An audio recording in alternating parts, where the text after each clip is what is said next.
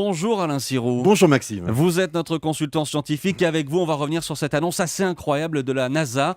Les scientifiques américains pensent avoir découvert un océan sur une lune de Saturne, un environnement qui se prêterait parfaitement au développement d'une forme de vie extraterrestre.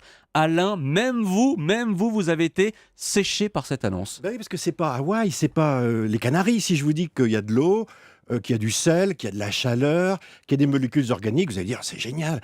On a trouvé le chaudron de potions magiques dans lequel la vie est apparue il y a 3 milliards d'années sur la Terre. Pourtant, ça se passe très loin, ça se passe à 1,5 milliard de kilomètres. 350 fois la distance de la Terre à la Lune.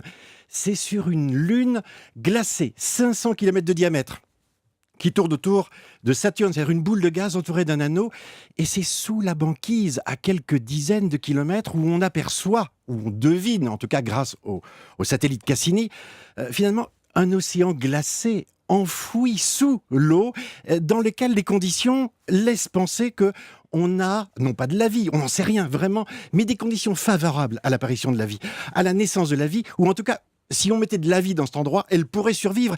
Et c'est ça qui est extraordinaire, c'est qu'on ne serait pas allé naturellement à cet endroit-là.